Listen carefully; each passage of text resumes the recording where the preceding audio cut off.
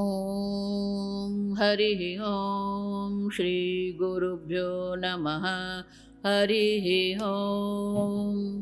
ॐ सदाशिवसमारम्भां शङ्कराचार्यमध्यमाम् अस्मदाचार्यपर्यन्तां वन्दे गुरुपरम्परां। श्रुतिस्मृतिपुराणानाम् आलयं करुणालयं नमामि भगवत्पादं शङ्करं लोकशङ्करं। शङ्करं शङ्कराचार्यं केशवं बादरायणं सूत्रभाष्यकृतौ वन्दे भगवन्तौ पुनः पुनः। ईश्वरो गुरुरात्मेति मूर्तिभेदविभागिने व्योमवद्व्याप्तदेहाय दक्षिणामूर्तये नमः। ॐ असतो मा सद्गमय तमसो मा ज्योतिर्गमय मृत्योर्मा अमृतङ्गमय। ॐ शान्ति शान्ति शान्तिः। वासुदेवेन्द्र योगीन्द्रं नत्वा ज्ञानप्रदं गुरुं मुमुक्षूणां हितार्थाय तत्त्वबोधोऽभिधीयते। सूक्ष्मशरीरं किम् अपञ्चीकृतपञ्चमहाभूतैः कृतं सत्कर्मजन्यं सुखदुःखादिभोगसाधनं पञ्चज्ञानेन्द्रियाणि पञ्चकर्मेन्द्रियाणि पञ्चप्राणादयः मनश्चैकं बुद्धिश्चैका एवं सप्तदशकलाभिः सह यत्तिष्ठति तत्सूक्ष्मशरीरम्।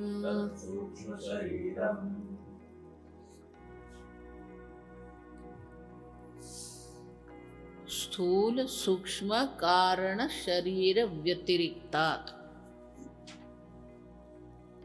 स्थूल शरीर हमने देखा, सूक्ष्म शरीर जो पांच इंद्रियों का विषय है उसे स्थूल कहते हैं। जो पांच इंद्रियों का विषय नहीं होता है उसे सूक्ष्म कहते हैं। Gross body, subtle body. हमने सूक्ष्म शरीर जो है वो कैसे बना है? अपंचीकृत पंच महाभूतैः कृतम। अपंचीकृत पंच महाभूतैः। अपंचीकृत माने कि कल जो हमने देखा पंचीकृत वो नहीं है, माने कि आकाश मात्र है, तन मात्रा कहते हैं उसको। तत् माने वो पंच महाभूत, आकाश मात्र, वायु मात्र, अग्नि मात्र, जल मात्र, पृथ्वी मात्र। तो जो पंच महाभूत अपने तन मात्रा में है उनसे ये सूक्ष्म शरीर बना है। ये सूक्ष्म शरीर का कारण भी क्या है? सत्कर्म जन्यम। हमारे सत्कर्म के कारण ही हमें ये सूक्ष्म शरीर प्राप्त होता है। तो सत्कर्म माने क्या है? कल हमने देखा कि मनुष्य जीवन प्राप्त करना ही एक अनुग्रह है, आप समझो। इसीलिए विवेक चूड़ामणि में शंकराचार्य जी क्या कहते हैं? दैवानुग्रह हेतुकम दुर्लभम त्रयमेव तत्। मनुष्यत्वम, ये मनुष्य शरीर मिलना ही क्या है? दुर्लभ है।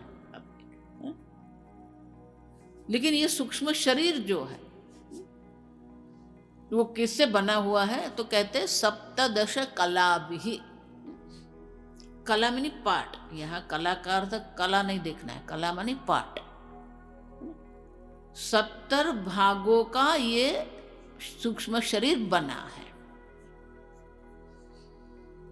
वो 70 भाग क्या है?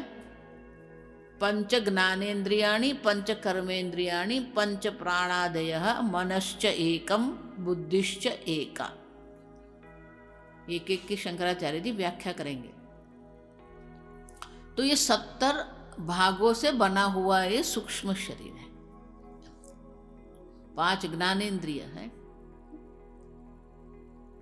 श्रोत्रेंद्रिय, देखो ये जो है ना, ये कान का, ये कान श्रोत्र जो है ना, वो स्थूल है, आप समझना। ये तो स्थूल हम देख रहे हैं, अनुभव कर रहे हैं। ये स्थान है जहां पर श्रोत्रेंद्रिय होती है, आप समझ। इसलिए एक गोलक कहते हैं उसको। क्या कहते हैं? गोलक। ये गोलक है जहां पर श्रोत्रेंद्रिय है, ये गोलक है जहां स्पर्शेंद्रिय है, ये गोलक है जहां चक्षुरेंद्रिय है, ये गोलक है जहां रसनेन्द्रिय है, ये गोलक है जहां घ्राणेन्द्रिय है। श्रोत्रेंद्रिय, ये श्रोत्र है, आप समझना, ये श्रोत्र है और श्रोत्र इंद्रिय अलग है, एक नहीं मानना, आप समझना। तो 5 ज्ञानेन्द्रिय, फिर 5 कर्मेंद्रिय, हस्त, पाद, वाणी, 2 हाथ, 2 पैर और वाणी, ये 3। फिर उपस्थ और प्रजनेन्द्रिय, ये 5 कर्म के स्थान है। हाथ से हम कर्म करते हैं, पैर से हम चलते हैं, वो भी कर्म है। वाणी से बोल रहे, वो भी कर्म है। उपस्थेंद्रिय मलमूत्र का जो त्याग होता है, और प्रजनेन्द्रिय, ये 5 कर्मेंद्रिय है। फिर मनश्च एकम, एक मन और एका बुद्धि ही, एक बुद्धि। तो बोले अंतःकरण तो 4 है, मन बुद्धि चित्त अहंकार, तो यहां 2 ही क्यों लिया है? मन में अहंकार आ जाता है। मन के साथ कौन है? अहंकार है, और बुद्धि के साथ चित्त है। और इसीलिए ये 17 कला भी, ये सप्त विभाग से बना हुआ जो हमारा सूक्ष्म शरीर है। आप देखिए, ये सूक्ष्म शरीर है क्या? सुख दुखादि भोग साधन। देखो यहां ही सबसे बड़ी गड़बड़ है, आप समझना। मन बुद्धि ज्ञानेन्द्रिय कर्मेंद्रिय सब क्या है? भोग साधन है। लेकिन ये साधन है सही। आप देखिए, मैं मन हूं, मैं बुद्धि हूं। अब देखिए, तो यहां पर हम एक हो गए हैं, और इसीलिए साधन बुद्धि नहीं रही है हमारी। साधन बुद्धि के स्थान पर अहम बुद्धि हो गई है। 5 ज्ञानेन्द्रिय में हमारी अहम बुद्धि, मैं देख रहा हूं, मैं सुन रहा हूं। आंखों को कुछ भी होता है तो क्या कहते हैं? तो अहम बुद्धि करके बैठे। और इसलिए शंकराचार्य जी कहते हैं ये सूक्ष्म शरीर को क्या समझना है? भोग साधन है, इंस्ट्रूमेंट। ये साधन है जिसके द्वारा हम 5 विषय ग्रहण करते हैं, 5 प्रकार के कर्म हम करते हैं। मन से हम संकल्प विकल्प करते हैं, बुद्धि से हम निर्णय करते हैं। ये हमारे साधन है। जिस प्रकार से टेलीस्कोप होता है ना, अब देखिए, तो टेलीस्कोप एक साधन है, माइक्रोस्कोप एक साधन है। हमारी आंख से जो दूर वस्तु हम ग्रहण नहीं कर सकते हैं, उसको हम किसके द्वारा? टेलीस्कोप के द्वारा ग्रहण करते हैं। तो जिस प्रकार से टेलीस्कोप साधन है, उसी प्रकार से आप वो चैतन्य स्वरूप आत्मा है जिनको ये जगत से संपर्क के लिए जो साधन है।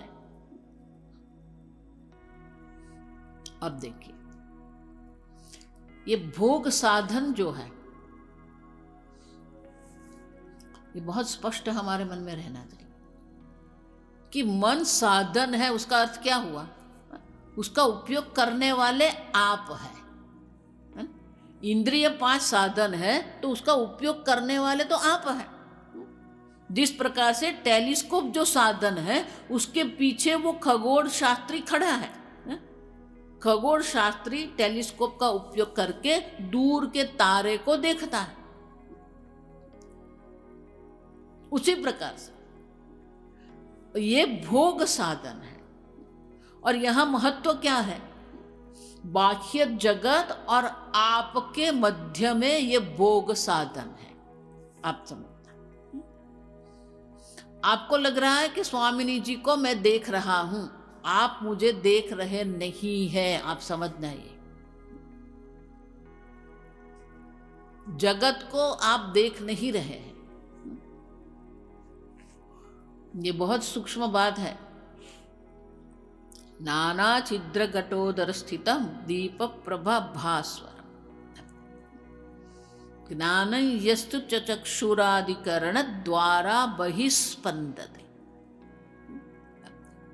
शंकराचार्य जी दक्षिणामूर्ति भगवान के 4थे श्लोक में कहते हैं कि आप वो चैतन्य स्वरूप आत्मा है जो घड़े में रखा हुआ महादीप के समान है। वो घड़े में 5 छिद्र हैं, प्रत्येक छिद्र के आकार अलग अलग है। ये नवरात्रि आती है ना, तो गुजरात में ये गरबा, आप जो बोल रहे हैं ना, जो गरबा सब जानते हैं, गरबा शब्द आप देखिए। वो गरबा शब्द भी अपभ्रंश, जिस प्रकार से कल देखा ना, क्षेत्र का खेत हो गया, उसी प्रकार से गर्भ जो है ना, देवी है वो गर्भ है। आप देखिए, तस्मिन गर्भम ददाम्यहम्, भगवान भी कहते हैं ये प्रकृति जो है, देवी जो है वो गर्भ है। वो गर्भ को ही हमने क्या कर दिया? गरबा बना दिया। नवरात्रि होती है ना, तो अखंड दीप करते हैं गुजरात में। वो अखंड दीप कहाँ रखते हैं? तो ये घट में रखते हैं। वो घट को भी गरबा कहते हैं। छोटा सा होता है, 8 इंच का, 9 इंच का, छोटा सा होता है, लेकिन उसके अंदर छिद्र होते हैं। इसके अंदर 12 या 27 छिद्र होते हैं और वहां पर अखंड दीप जलाया जाता है। तो शंकराचार्य जी कहते हैं कि जब हम ये दीप प्रज्वलित करते हैं तो क्या होता है? अगर बाहर अंधकार है तो क्या होगा? वो दीपक का जो प्रकाश है छिद्र के द्वारा बाहर निकलता है।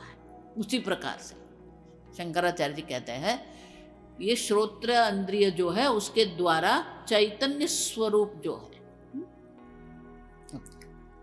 ये चैतन्य आप स्वतः सिद्ध स्वप्रकाश चैतन्य है।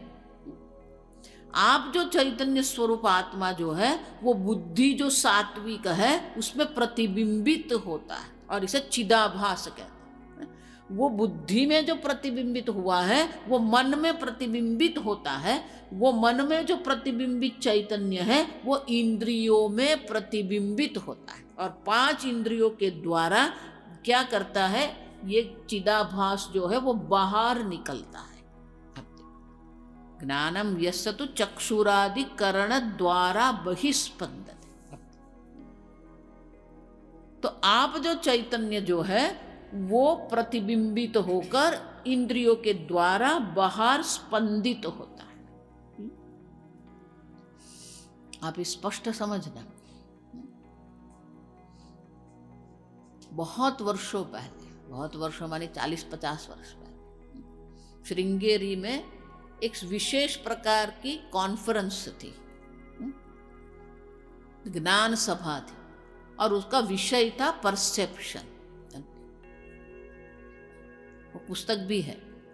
उन्होंने फिर अनेक वैज्ञानिकों, पंडितों को बुलाया था, सबने जो प्रवचन किया था उसका संकलन करके पुस्तक निकाला, परसेप्शन।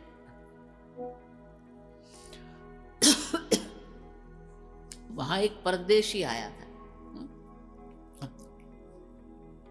तो हम तो क्या कहते हैं, ये इंद्रिय के द्वारा चैतन्य बाहर निकलकर क्या करता है, विषय को ग्रहण करता है। तो इंद्रियों के बाहर निकलकर वो विषय ग्रहण करके मन में लाता है।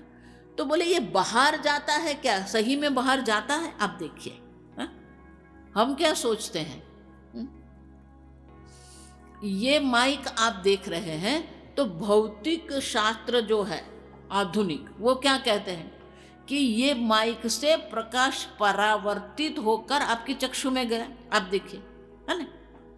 तो हम तो ऐसे ही समझते हैं, लेकिन शास्त्र तो अलग कहता है। आप देखिए, चक्षुरादि द्वारा बहिस्पंदते, तो ये चिदाभास जो है बाहर निकलकर ये जो माइक है वो माइक का आकार ग्रहण करता है।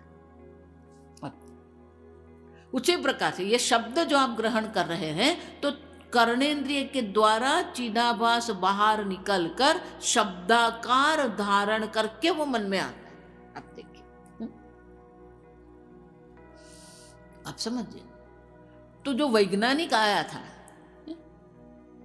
उन्होंने बहुत सुंदर कहा कि ये बात सही है। आप देखिए, हम सोचते हैं कि वो विषय अंदर गया, विषय अपने आप अंदर नहीं जाएगा। अब देखो, आपका जो चिदाभास है वो बाहर निकलकर,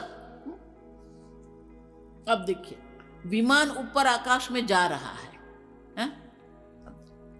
तो बोले कि चिदाभास निकलकर वो शब्द को ग्रहण करता है और फिर मन में लाता है। आप समझ, शब्द सीधे अंदर नहीं जा रहे हैं। हम क्या सोचते हैं, अब मुझे सुन रहे हैं तो कर्णेंद्रिय के द्वारा शब्द अंदर गए, हम ऐसा मानते हैं, लेकिन ऐसा नहीं है। सही में वो चिदाभास जो है बाहर निकलकर शब्दाकार बनकर वो मन में आता है। शब्दाकार वृत्ति कैसे बनेगी, चिदाभास जो है वो शब्द का आकार। और इसीलिए ये सब साधन है जगत को ग्रहण करने के लिए।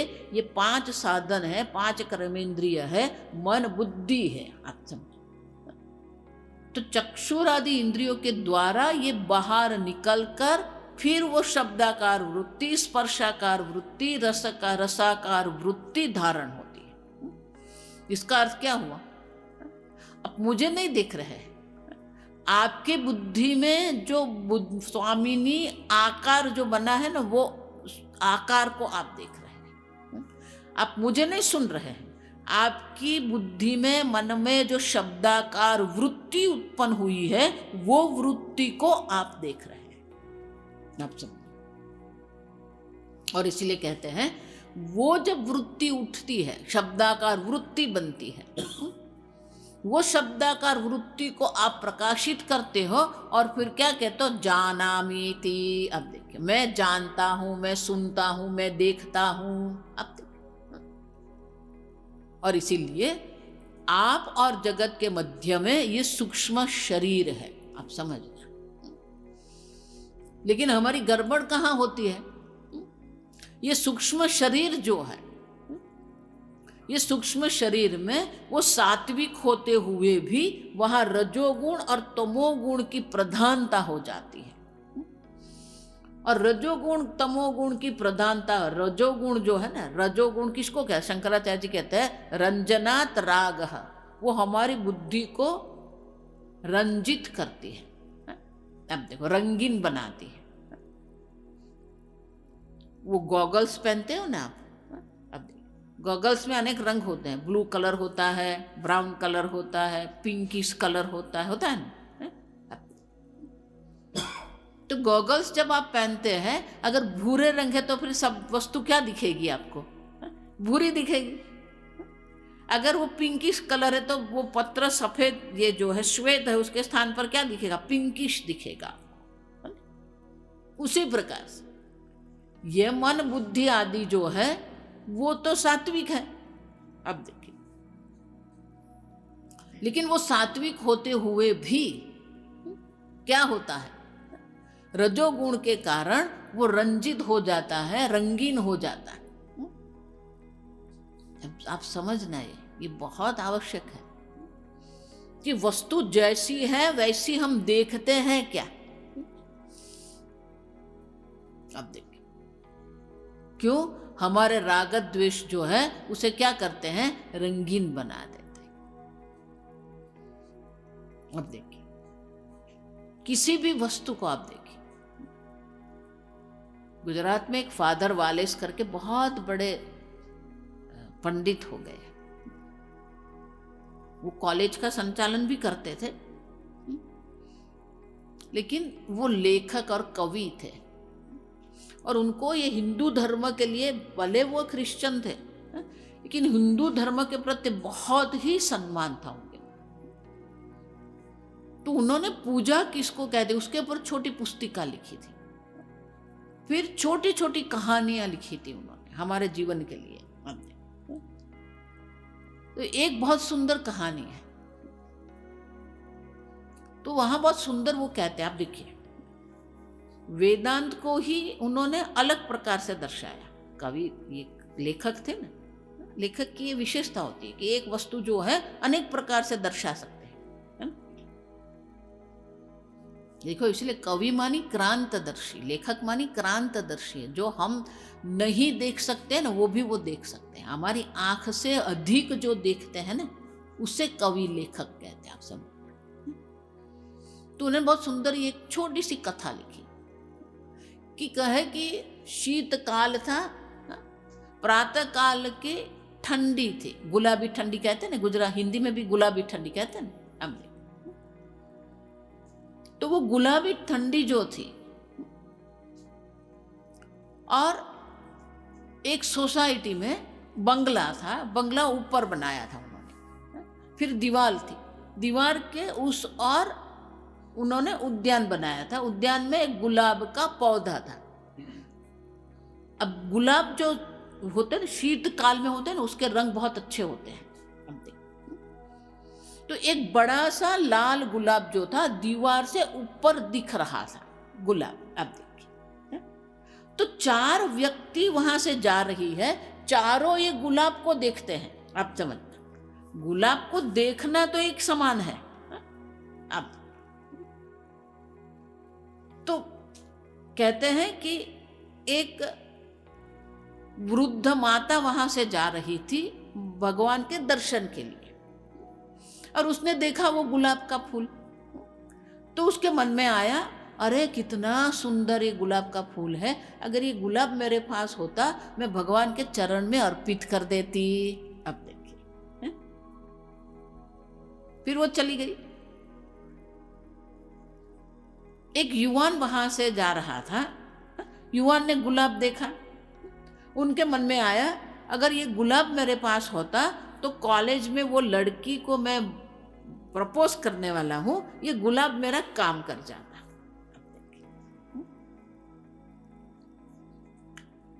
फिर एक युवती वहां से पसार, उसने देखा वो गुलाब। अब सुबह सुबह माँ से बात करके ही वो निकली थी कि आज कोई विवाह प्रसंग में जाना है, और माँ ने कहा कि तेरे लिए एक नई साड़ी मैंने लेके रखी है, ये साड़ी है तेरी। अब उसके मन में क्या आया, अरे माँ ने जो साड़ी बताई ना वही रंग का ये गुलाब है, अगर ये गुलाब मुझे मिल जाए और मैं मेरे बाल में गुलाब को डाल दूं, 4 चांद लग जाएगा। अब वहां से चली गई। अब वहां से माली गया, माली ने गुलाब देखा, अरे मस्त गुलाब है, इसका तो मैं 25 रुपया आराम से ले सकता। चारों ने गुलाब तो देखा, पर गुलाब पर क्या कर दिया, अपने भाव डाल दिए, है कि नहीं। माली ने 25 रुपया देखा, वो युवती ने सौंदर्य देखा, युवान ने अपने प्रेम भाव को अभिव्यक्त करने का साधन देखा, और माता ने क्या देखा, अपने भक्ति भाव को प्रकट करने का साधन देखा। गुलाब एक ही है, चारों ने क्या कर दिया। अब बस वही है हमारी खटपट है, आप समझना। जगत जैसा है ना वैसा हम देखते ही नहीं, उसके ऊपर कुछ न कुछ डाल देते हैं। हमारे राग द्वेष, इसलिए भगवान कहते हैं राग द्वेष, हमारे राग और द्वेष जो है वो जगत के वस्तु पर हम डाल देते हैं, मानी कि वस्तु जैसी है वैसी हम देखते ही नहीं है। आप समझ, इंद्रियों तो जो वस्तु जैसी है वैसे ही लाके रख देती है मन में। गुलाब तो सबने देखा है ना, गुलाब देखा सबने, लेकिन सबने गुलाब पर क्या कर दिया, अपना भाव डाल दिया। अब तो और इसीलिए शंकराचार्य जी स्पष्ट करते हैं कि ये भोग साधन है, साधन मात्र, लेकिन ये साधन अभी साधक हमारे लिए बन गया है। आप समझना, साधन साधन नहीं रहा है, अभी साधन जो है ना वो साधक है। आपकी जिह्वा अभी साधक बन गई है, आपकी जिह्वा आपको आदेश कर रही है, चलो ये टेबल पर पकोड़े पड़े हुए खा लो। जिह्वा साधन नहीं रही, मन साधन नहीं रहा है। आप समझना, मन रागत द्वेष के प्रभाव में ऐसे आ गया।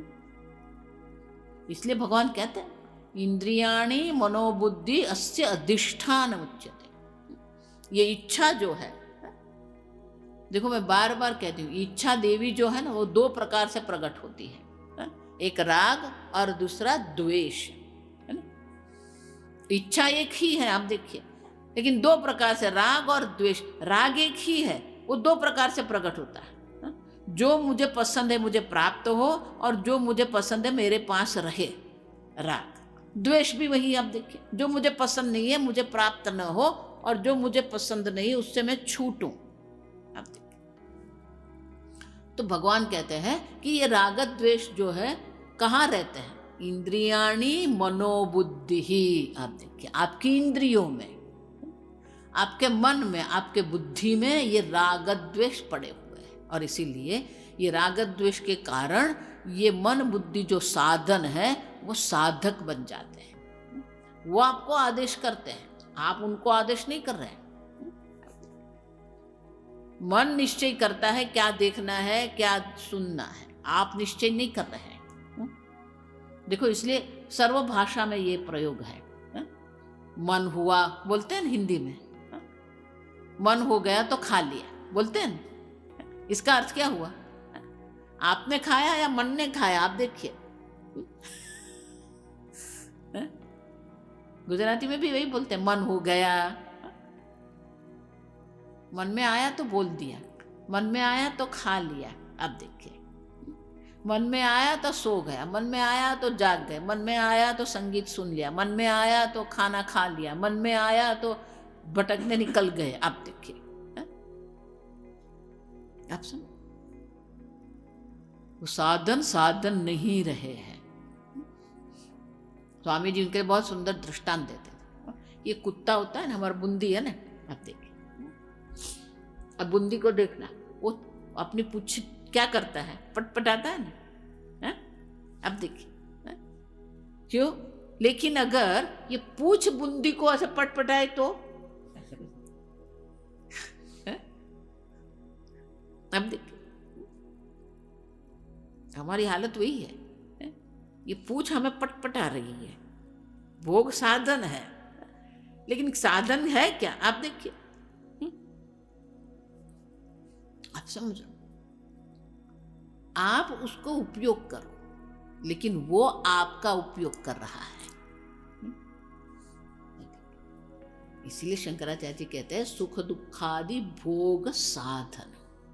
ये जो सूक्ष्म शरीर है वो भोग का साधन है।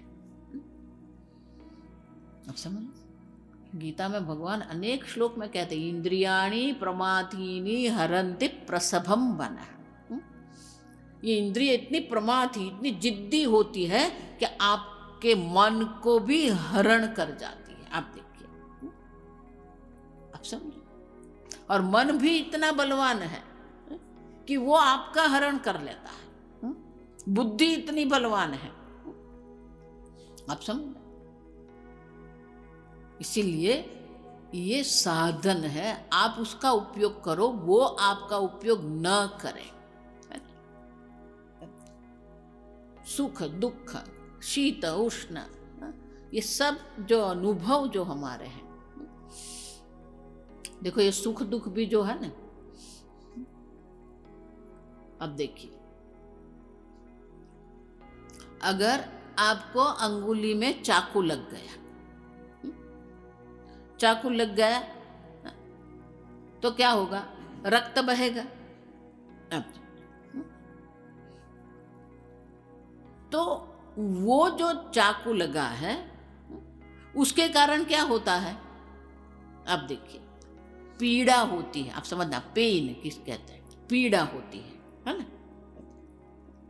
लेकिन जब पीड़ा होती है तो वो तो संवेदना है। पीड़ा जो है वो क्या है? संवेदना, सेंसेशन अंग्रेजी में कहते हैं। आप देखिए, और वो आवश्यक है। शरीर में पीड़ा संवेदना क्यों आवश्यक है? हमारे शरीर में क्या हो रहा है वो हमें समझ में आए। अब देखिए, लेकिन वो पीड़ा जो है, पेन जो है, सेंसेशन है, उसको हम अपने आप पर ले लेते और क्या कहते हैं? अरे आज तो इतना दुखी हो गया, क्या हुआ? अरे चाकू ऐसा लग गया ना। अब देखिए, समझ, आपकी त्वचा पर ये लगा है, हा? और ऐसे मुंह लटका के फिर घूमते हैं हम। आगे भी मैंने कहा ना, ये बुखार आता है ना, तो बुखार तो शरीर को आया है, लेकिन पूरे जगत में कहते पड़ेंगे ऐसा बुखार मुझे आया था। अब बुखार किसको आया? शरीर को आया, आपको नहीं आया है। अब फिर भी क्या कहते हैं? मुझे बुखार आया था, मैं बुखार में पड़ा हूं। अब देखिए, अब समझ, बुखार माने कि हमारे त्वचा जो है, त्वचा का उष्णतामान बढ़ जाता है। अब देखिए, अब समझ, लेकिन उसको भी हमने अपने आप पर ले लिया। और इसलिए शंकराचार्य जी यहां स्पष्टता करते हैं, सुख दुख, मान अपमान, ये सब हम हमारे ऊपर ले लेते हैं। और इसीलिए ये हमें स्पष्ट होना चाहिए कि ये 70 कलाओं का बना जो सूक्ष्म शरीर जो है वो साधन है, और उनको उपयोग करने वाले आप चैतन्य स्वरूप आत्मा है। आप मन देखो, इंद्रियों का जो है ना, ये दमह में मैंने कहा था आपको कि आंख जो है, चक्षुरेंद्रिय जो है, तो उनका उपयोग आपको करना है। उनका उपयोग आपको करना माने क्या है? अब देखिए, आप आंख से देखते हैं या आंख जो दिखाती वो देखते रहते हो? कान से सुनते रहते हो कि क्या आपको सुनना है वही आप सुनेंगे? अब देखिए, हम क्या करते रहते हैं? जो कान में पड़ता है सुनता रहते हैं। अब देखिए, जो आंख के सामने आए देखते रहते हैं। इसलिए आगे षटक संपत्ति में दमा हम देख के गए, 5 इंद्रियों जो है, बाह्य इंद्रिय निग्रह, 5 इंद्रियों का निग्रह आपको करना है। माने कि आंख दिखाए वो देखना नहीं है, आपको जो देखना है वो आप देखिए, आपको जो सुनना है वो आप सुनिए, आपको जो खाना है वो आप खाइए। आप देखिए, आपको जो स्पर्श करना है वो स्पर्श आप करिए। आप सब उनको उपयोग करने वाले आप हैं, आप साधक है, वो साधक नहीं है, वो तो साधन है। और इसीलिए सूक्ष्म शरीर को हमें साधन के रूप में समझना है। एक बार ये साधन के रूप में समझ लेंगे ना, आपका जीवन बहुत सरल हो जाएगा। मैं आपको बोल रही हूं, एक बार ये साधन का उपयोग आप करने लगेंगे, वो आपका उपयोग नहीं करेंगे, फिर आप देखना आपका जीवन बहुत सरल हो जाएगा। क्यों? क्योंकि फिर निश्चय करने वाले आप हैं, इंद्रिय नहीं है, मन नहीं है, बुद्धि नहीं है। आप निश्चय करो क्या विचार करना है, आप निश्चय करो क्या ज्ञान प्राप्त करना है, आप निश्चय करो क्या देखना है, आप निश्चय करो क्या सुनना है, आप निश्चय करो क्या स्पर्श करना है। आप समझ, ये संपूर्ण सूक्ष्म शरीर को अपने नियंत्रण में लेना है, क्योंकि वो साधन है। ॐ शन्नो मित्रः शं वरुणः शन्नो भवत्वर्यमा शन्न इन्द्रो बृहस्पतिः शन्नो विष्णुरुक्रमः नमो ब्रह्मणे नमस्ते वायो त्वमेव प्रत्यक्षं ब्रह्मासि त्वमेव प्रत्यक्षं ब्रह्म वदिष्यामि ऋतं वदिष्यामि सत्यं वदिष्यामि तन्मामवतु तद्वक्तारमवतु